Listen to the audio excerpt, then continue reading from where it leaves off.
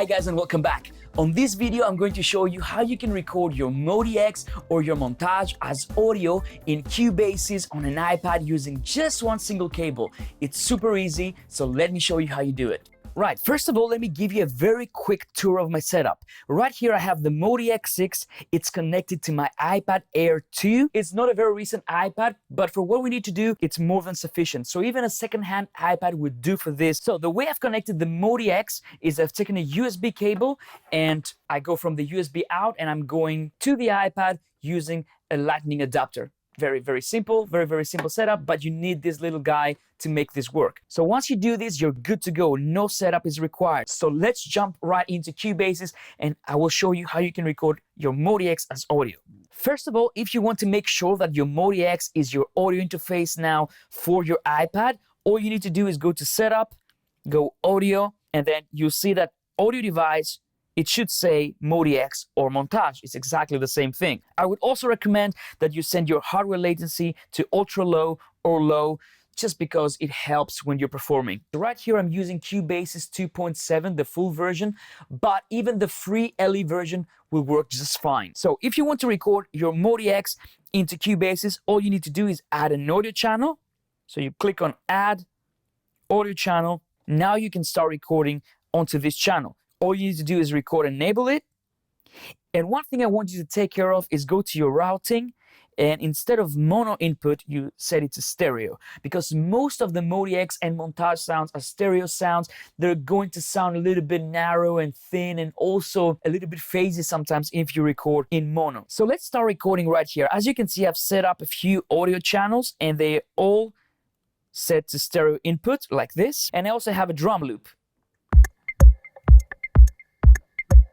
And of course, this drum loop, everything that comes out of Cubasis, it will play through the MODX outputs. And don't forget, you can always set up the output of your Cubasis using the USB volume knob right there. So it's very easy if you want to mix between the two levels. So what I'm going to do right here is I'm going to set up a loop, a 4-bar loop. I'm going to set Cubasis into cycle mode. And now I'm going to record on all these channels. Different sounds. I'm not going to interrupt recording. Let's get started. Let's select a bass sound first. And let's record.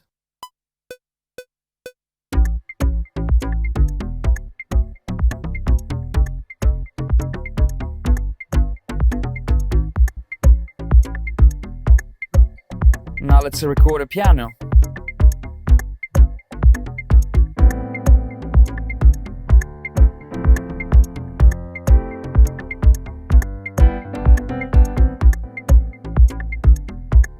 Now a pad, maybe.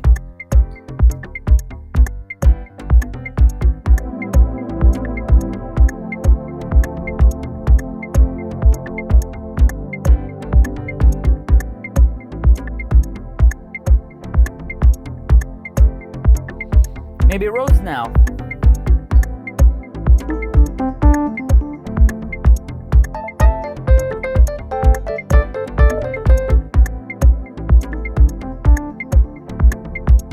Maybe some drums.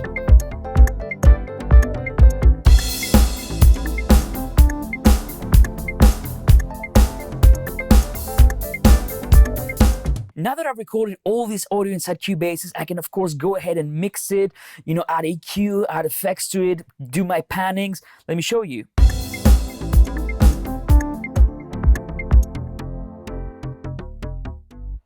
Let's add some low end to this bass.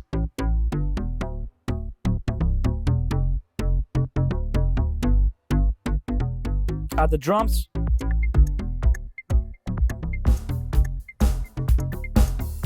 Piano.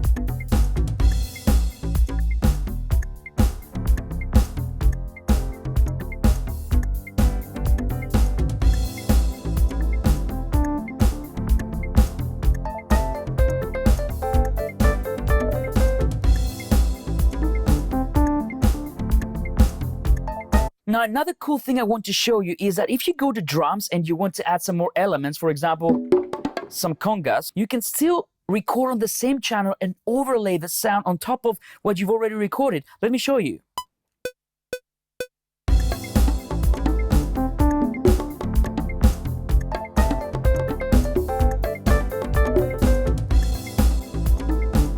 So there you go. Now I also have the congas overlaid over the drums.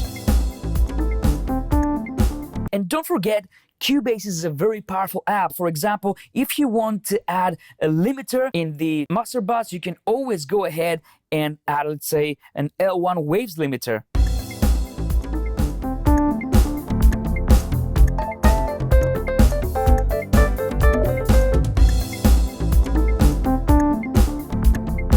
Of course, everything that I just showed you guys, it applies to MODX and the Montage. It works exactly in the same way. So there you go, guys. Hope you enjoyed this video. I hope you found it useful. If you're not subscribed to my channel, don't forget to subscribe so you don't miss any future videos. And of course, don't forget to give me some comments down below. What do you think about this recording procedure? Do you like it? Do you think it's easy? Are you using an iPad, or do you prefer to use a Mac or PC to record your MODX and Montage? Thanks a lot, and I'll see you on the next one.